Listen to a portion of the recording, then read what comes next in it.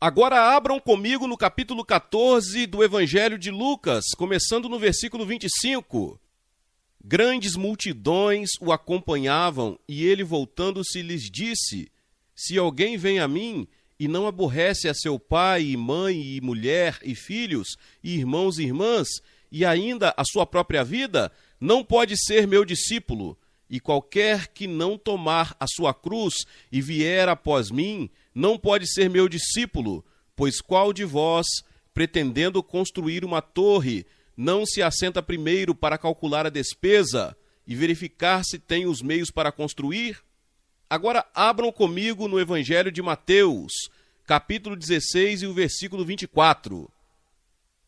Então disse Jesus a seus discípulos: Se alguém quer vir após mim, a si mesmo se negue, tome a sua cruz e siga-me. 3 coisas Jesus disse que o homem deve negar a si mesmo, deve tomar a sua cruz e deve segui-lo. Num livro chamado A Era da Ansiedade, uma jovem americana se casa com um revolucionário radical em Paris. Enquanto estudava numa universidade dos Estados Unidos, ela perdera completamente a fé religiosa e tudo que os pais lhe haviam ensinado. Foi para Paris e lá encontrou-se com um revolucionário, um radical. Perguntaram-lhe por que se havia casado com ele. Ela respondeu: É ele a primeira pessoa que conheci que acredita tão profundamente em alguma coisa a ponto de morrer por ela. E ainda que eu não creia exatamente como ela foi atraída a esse homem que achou uma causa. Verifico que os jovens hoje em dia estão procurando uma causa e não estão buscando algo fácil. Um estudante universitário em Moscou disse a um de meus colegas há algum tempo, quando ele visitava aquela cidade: Vocês cristãos dizem que vão ganhar o mundo, mas nós fizemos mais em 50 anos do que vocês em 2000. E sabe por quê? É porque vocês não se consagraram à sua causa.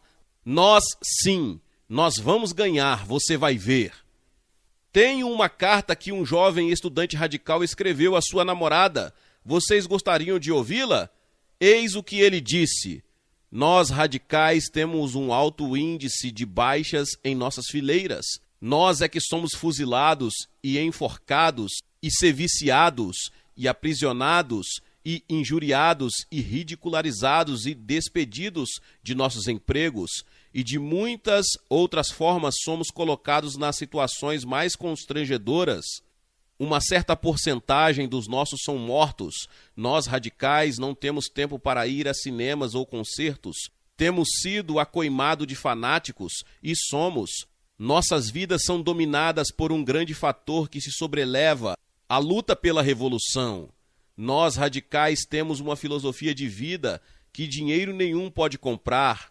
Temos uma causa pelo qual lutar, um propósito definido na vida, e subordinamos nosso eu insignificante a um grande movimento de humanidade. E se nossa vida pessoal parece difícil, ou o nosso eu parece sofrer por subordinação à causa, então somos fartamente compensados pelo pensamento de que cada um de nós está fazendo a sua pequena contribuição para a formação de um mundo melhor. Há uma coisa a que me dedico com o máximo fervor, e isso é a causa radical. Ela é minha vida, meu negócio, minha religião, meu passatempo, minha namorada, minha mulher, meu segredo, meu pão e minha carne. Durante o dia me dedico a isso. Seu domínio sobre mim cresce com o passar do tempo e não diminui. Por conseguinte, dirigindo-se à sua namorada, não posso manter uma amizade, um caso amoroso, nem mesmo uma conversa sem relacioná-los com esta força que dirige e guia minha vida. Avalio as pessoas, os livros, as ideias e ações de acordo com a maneira pela qual influenciam as causas radicais e pela sua atitude para com essas causas. Já fui preso por causa de minhas ideias e, se for necessário, estou pronto a enfrentar um pelotão de fuzilamento. Estou usando esta ilustração com um objetivo. Isto se parece muito com os escritos da igreja primitiva. Este era o tipo de dedicação a Cristo que um grupo de jovens revolucionários revelou há 2000 anos, quando saíram a campo para transformar o mundo com amor ao invés de ódio. Jovens que haviam consagrado suas vidas a uma pessoa chamada Jesus, o qual eles criam haver ressuscitado dentre os mortos. E eles estavam prontos a morrer por sua causa. Eu penso que nesse espaço de tempo perdemos a significação do discipulado. Perdemos o significado do que realmente quer dizer seguir a Jesus Cristo. E eu creio que o que estamos vendo acontecer nas universidades hoje está começando a nos ensinar algo sobre dedicação e o que as pequenas minorias podem fazer se consagrarem a uma causa. E quando se chega à Bíblia, ao Antigo e ao Novo Testamento, nota-se que Deus não exige menos de nós em nossa relação com Jesus Cristo. Examinemos o Antigo Testamento e vemos o que Deus exigiu de Abraão.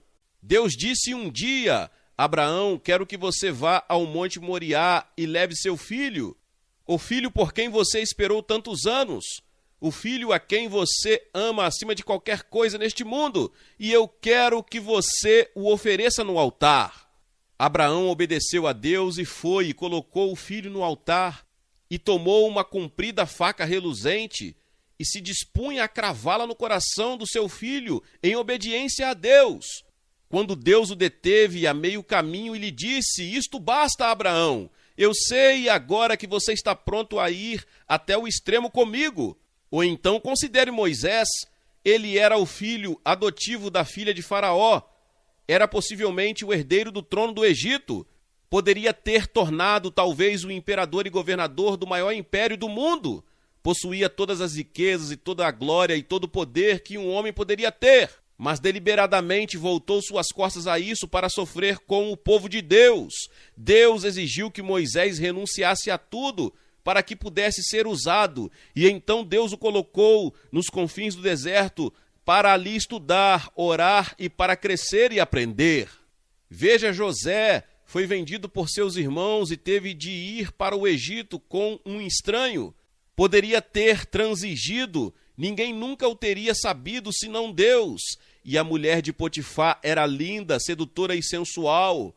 Procurou levá-lo a deitar-se com ela. José era um adolescente a centenas de quilômetros de casa. Ninguém jamais ficaria sabendo. Ele sabia que poderia ter galgado posições no reino se tivesse o favor da mulher de Potifar, mas recusou-se. Deixou seu manto nas mãos dela quando ela o agarrou.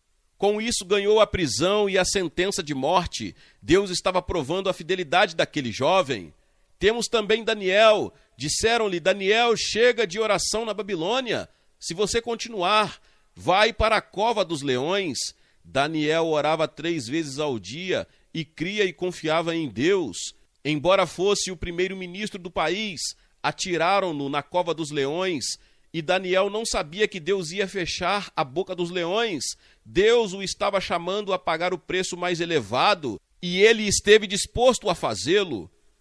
O apóstolo Paulo, portador da mensagem de Cristo na igreja primitiva, disse em 2 Coríntios capítulo 11: 5 vezes recebi dos judeus uma quarentena de açoites menos 1, fui 3 vezes fustigado com varas, 1 vez apedrejado, em naufrágio 3 vezes, 1 noite e 1 dia passei na voragem do mar, em jornadas muitas vezes, em perigos de rios, em perigos de salteadores, em perigos entre patrícios, em perigos entre gentios, em perigos na cidade, em perigos no deserto, em perigos no mar, em perigos entre falsos irmãos, em trabalhos e fadigas, em vigílias muitas vezes, em fome e sede, em jejuns muitas vezes, em frio e nudez. Foi assim que levei esta mensagem do Evangelho. Isto é o que custa. E Jesus nos está dizendo em 1969, tome a sua cruz, negue-se a si mesmo, siga-me e poderemos transformar o mundo. E ele deu o exemplo. Nós buscamos as riquezas, mas ele, que era rico, se fez pobre por amor de nós, para que pudéssemos nos tornar ricos. Buscamos o conforto, mas as raposas têm seus covis e as aves do céu ninho, mas o Filho do Homem não tem onde reclinar a cabeça. Buscamos o favor dos outros, mas ele foi desprezado e rejeitado pelos homens. Procuramos fugir do sofrimento, mas ele foi ferido pelas nossas transgressões. Ele foi moído pelas nossas iniquidades. Nós somos egocêntricos, mas ele disse: eu entrego minha vida pelos outros. Ele se concentrou nos outros. Cristo o ensinou. Ele o viveu. Ele exige isso tudo de nós e não menos. Então Jesus disse a seus discípulos: se alguém quer vir após mim, a si mesmo se negue, tome a sua cruz e siga-me. Você está disposto a fazê-lo esta noite em 1969, se isso quiser dizer tudo? Ele estabelece a condição e só uns poucos em nossa geração estão prontos a pagar esse preço. Quando você apanha o Novo Testamento, as palavras que lê sobre o cristianismo são verbos e não substantivos. A palavra lutar, sofrer, trabalhar, estes são os verbos que moveram a igreja primitiva ao discipulado, uma disciplina sob a soberania de Cristo. O cristão é descrito no Novo Testamento como um soldado que deve sofrer privações. Participa dos meus sofrimentos como bom soldado de Cristo Jesus, escreveu Paulo a Timóteo. Jesus o convida a se alistar em seu exército. Talvez ele envie você a um instituto bíblico, ou a um colégio evangélico, ou talvez a alguma outra instituição para aprender e estudar.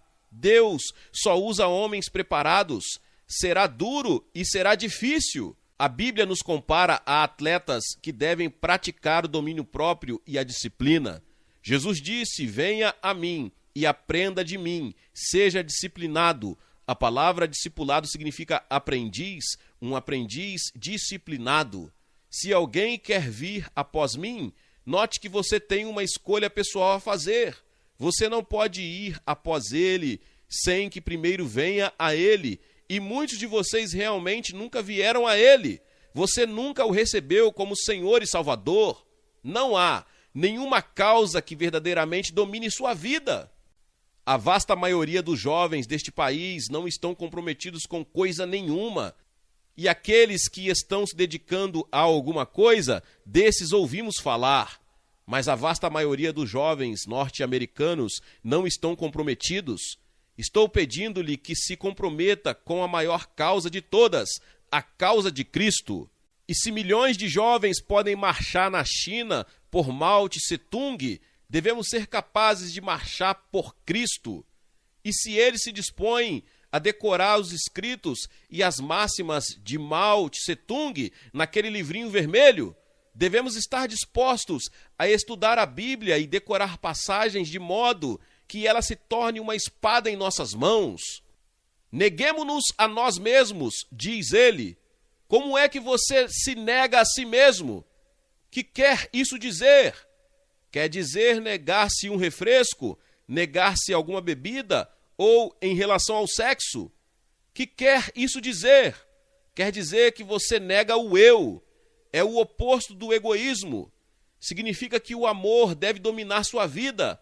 Amar a Deus.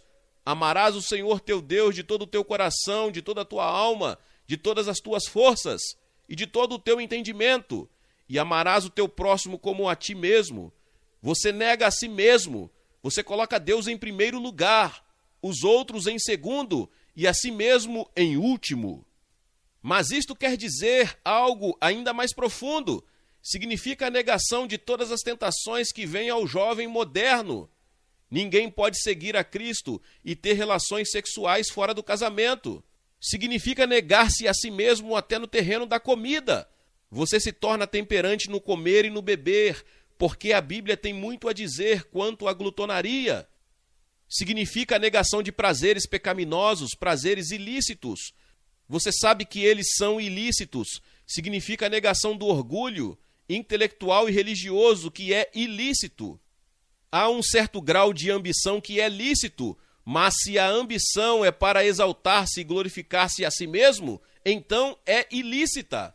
Este texto indica que a negação desse desejo deve ser alguém importante, de ser reconhecido e admirado.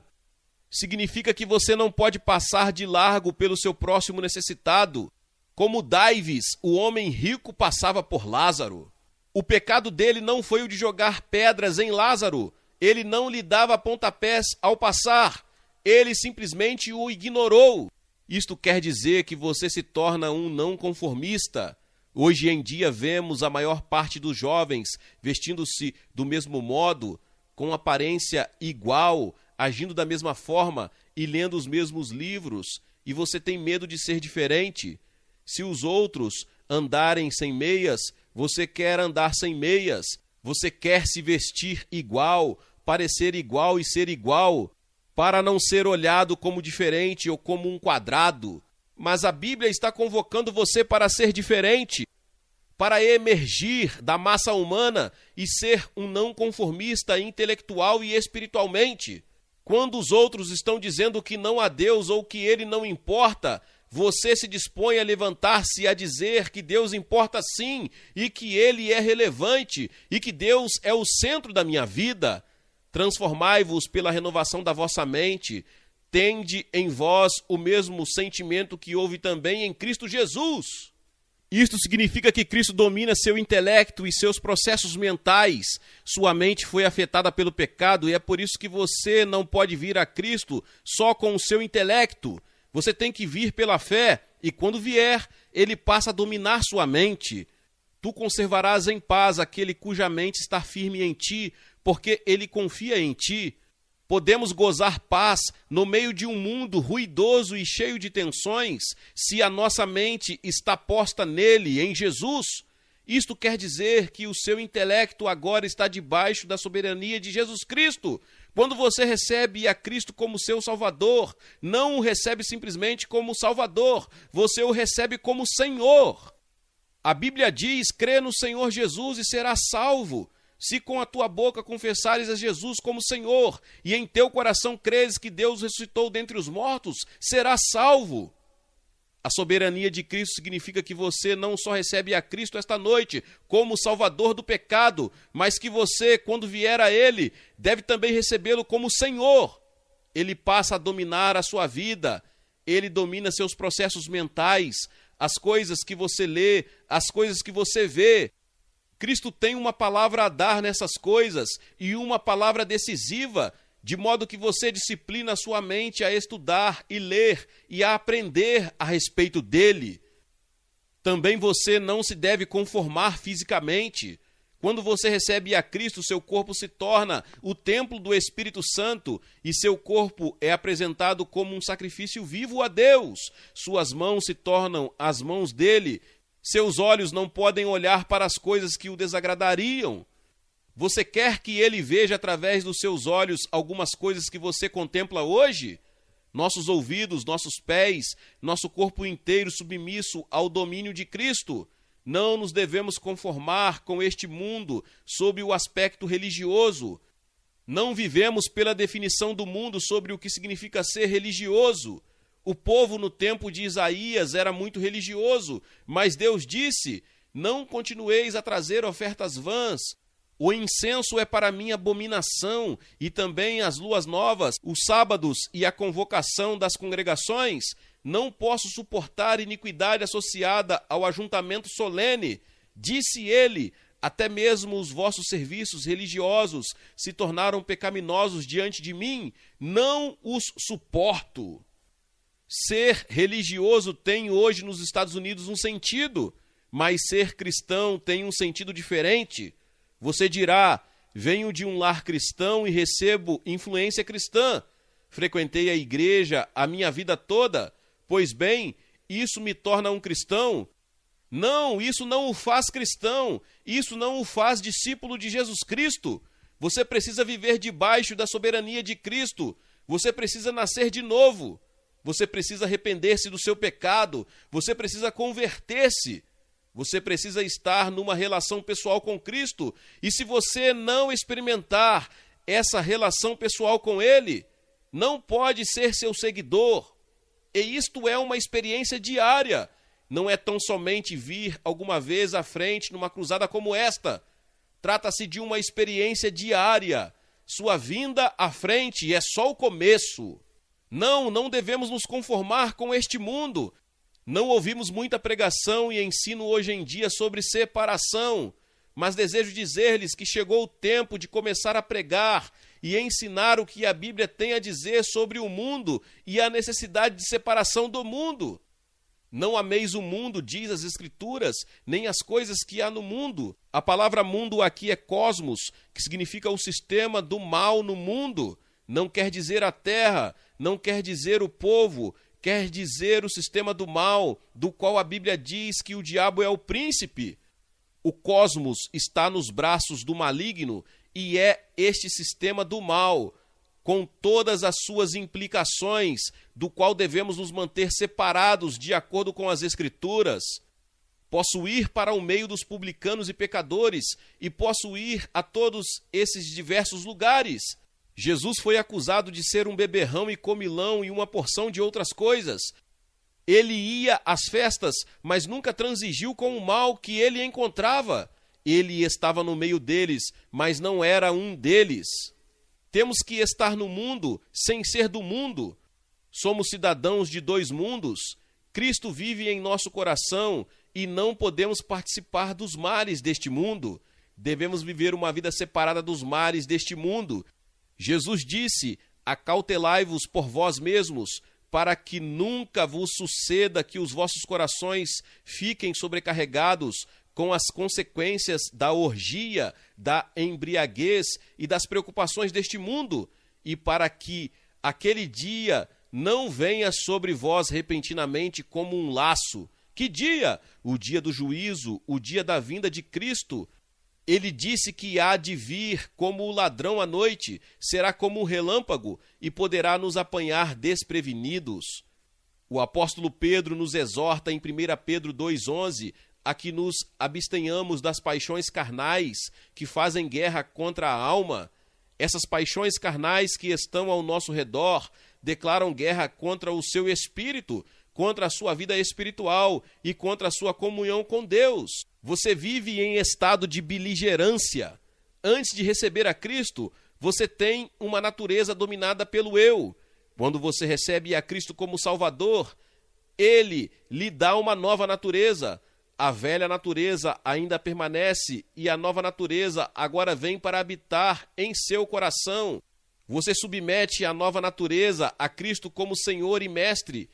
Ele domina de tal forma que o eu não mais ocupa o trono. O pecado e o eu não terá mais domínio sobre você. Deus é quem agora domina a sua vida. Mas uma guerra contínua se desenrola no coração do crente. Se você é um verdadeiro crente em Cristo, você estará em guerra. As paixões da carne, o mundo e o diabo irão guerrear contra a sua vida cristã. A carne luta contra o espírito e o espírito contra a carne, e haverá um conflito constante. E você só terá paz completa quando estiver inteiramente submisso a Cristo em todos os aspectos da sua vida. Muitos jovens querem viver com o pé no mundo e o outro no reino de Deus.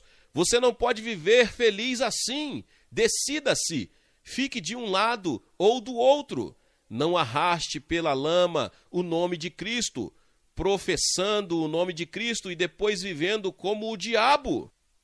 Você está fazendo um grande mal e é melhor sair da igreja. Não se intitule cristão se não o é. Na igreja primitiva eles tinham disciplina. Se a pessoa não vivia de acordo com as normas cristãs, era posta para fora da igreja. O de que precisamos nos Estados Unidos hoje é de nos desfazermos de muita gente que temos na igreja. Creio que poderíamos fazer muito melhor trabalho se fôssemos discípulos dedicados e disciplinados, como os que haviam na igreja primitiva. É preciso ter disciplina para levantar uma hora mais cedo com o fim de estudar a Bíblia cada manhã. É preciso ter disciplina para desligar a televisão uma hora mais cedo à noite, para gastá-la em oração. É preciso ter aquela disciplina que Jó teve quando disse: as palavras da sua boca prezei mais do que o meu alimento. O apóstolo Paulo disse: mas o que para mim era lucro, isto considerei perda por causa de Cristo. Sim, Deveras considero tudo como perda, por causa da sublimidade do conhecimento de Cristo Jesus, meu Senhor, por amor do qual perdi todas as coisas. E aí Paulo deve ter sorrido para depois dizer, e as considero como refúgio para ganhar a Cristo. Ele declarou, toda a glória deste mundo, todo o intelectualismo que tive, todo o dinheiro que poderia ter, de tudo abri mão alegremente, é lixo comparado com o que achei em Cristo. Como diz Paulo ainda, as coisas antigas já passaram, eis que se fizeram novas. O mundo todo se torna novo e Cristo domina nossa vida e nosso pensamento. Chegou o tempo de convidar os jovens a seguir a Jesus Cristo, mesmo que isto queira dizer sofrimento, porque é isto que segui-lo significa e é isto que conta. Colocaram um anúncio no The New York Times há alguns anos. Um homem ia para o Oceano Ártico, creio que foi Shackleton, colocou um anúncio no The New York Times porque não podia conseguir voluntários, no qual dizia: pagaremos muito pouco, a empresa será difícil e acidentada e você poderá morrer. Sabem que ele teve o maior resultado que um anúncio jamais teve no The New York Times? Os jovens querem ser desafiados, eles querem algo duro e difícil, e isto é o que Jesus oferece. Ele não oferece um passatempo, e sim sofrimento. Ele oferece uma cruz, ele oferece a morte, mas a recompensa é fabulosa, vida eterna, paz e alegria aqui, um poder sobrenatural para amar seus amigos e o seu próximo, um novo poder para ajudar o mundo em que vivemos, transformando-no num mundo melhor. A si mesmo se negue e tome a sua cruz. O que queria ele dizer por uma cruz? Ela é voluntária, você tem livre escolha. Você não tem de tomá-la se não desejar fazê-lo. Não se trata da cruz de castigo pelo pecado, somente Cristo poderia carregá-la.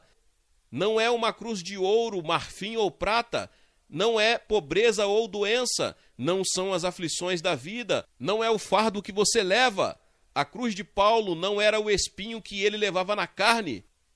O que quis dizer Jesus quando afirmou: tome a sua cruz? A cruz naquele tempo era o meio pelo qual os criminosos eram executados. Seria como se eu dissesse aqui esta noite: tome a sua cadeira elétrica e siga-me. Vocês haveriam de rir, pois foi isso que fizeram nos dias de Jesus. Na verdade, a maior parte do povo se afastou e não mais o seguiu. Disseram eles: nós não sabíamos que ele ia para a cruz.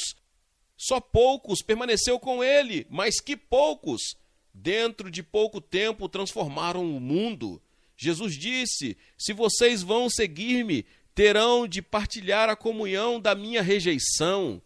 Ora, todos quantos querem viver piedosamente em Cristo Jesus serão perseguidos. Em Hebreus capítulo 13 se diz: saiamos, pois, a ele fora do arraial, levando o seu vitupério. Na verdade, não temos aqui cidade permanente, mas buscamos a que há de vir, levando o seu vitupério. Isto significa voltar para a sua casa, para o meio dos seus amigos e colegas, para a sua escola e dizer: Cristo, a vida velha acabou para mim. Vou viver uma vida nova. Em seguida, dar meia volta e sair, levando o vitupério de Cristo, sem saber quando um punhal poderá ser cravado nas suas costas ou uma bala na sua cabeça. É isso que Deus está convocando todos nós a fazer a nosso modo, em nosso próprio ambiente de viver para Cristo, mesmo que se tenha de ficar sozinho. Você poderá ser o único em sua comunidade ou em sua escola, como Noé em sua geração, ele foi o único. Houve um indivíduo que veio a Jesus e queria segui-lo, e Cristo lhe disse: jovem, você já calculou o preço? Jesus disse: vai custar-lhe tudo. O jovem respondeu: bem, Senhor, eu quero segui-lo, mas não posso dar de mão a tudo. Jesus respondeu: nesse caso, nada feito.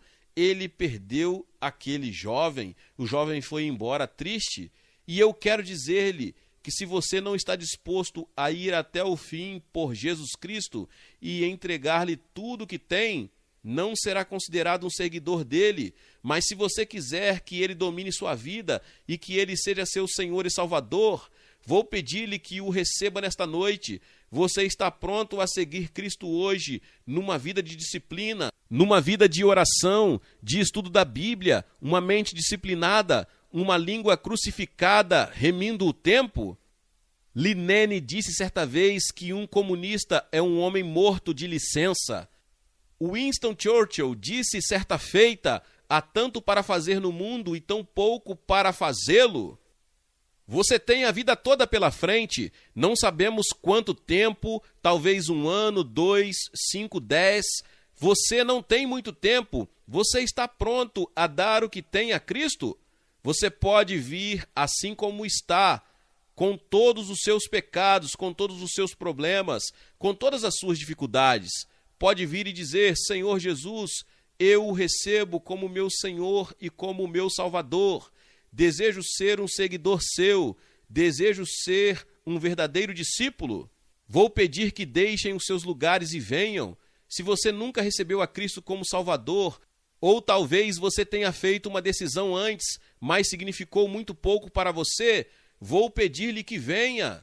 Venha à frente desta plataforma, mas você pode estar se perguntando: Billy Graham, por que eu tenho que ir aí à frente a público? Vou dizer a você por que você tem que vir aqui a público. Porque Jesus, no Novo Testamento, todas as pessoas que ele encontrou essas pessoas a público. Essas pessoas foram expostas a público. E se você não sabe, ou você deveria saber, Jesus foi crucificado publicamente. É por isto que eu chamo para que você assuma um compromisso hoje, aqui publicamente, um compromisso com Jesus Cristo que vai mudar a sua vida, em nome de Jesus. Aleluia! Glórias ao nome do Senhor. Quando você vir, eu vou orar por você, eu vou te dar uma palavra e depois vou te dar uma literatura, um livro para ajudar em sua caminhada cristã. Deus te abençoe, você que está aqui, talvez você está assistindo pela televisão, você está aí no saguão do seu quarto, no hotel ou em um bar, você que está ouvindo a palavra do Senhor, junte-se a esses que estão entregando sua vida a Jesus. Você está vendo um número aqui na tela, você pode digitar e ligar. Você espera até que alguém atenda e te dê o direcionamento, mas procure uma igreja no próximo domingo. Que Deus te abençoe e te ajude a fazer isso. Deus abençoe a sua vida. Amém. Glória a Deus, louvado seja o nome do Senhor. Que palavra poderosa. Talvez você chegou até aqui e ouviu esta palavra e ainda não é inscrito aqui no canal. Se inscreva aqui no canal e ative o sininho das notificações. Todos os dias são postados vídeos abençoados aqui no canal para te abençoar. Deixe também o seu like e não se esqueça de compartilhar esta palavra com mais pessoas. Meus irmãos e minhas irmãs, nos vemos nos próximos vídeos. Amém.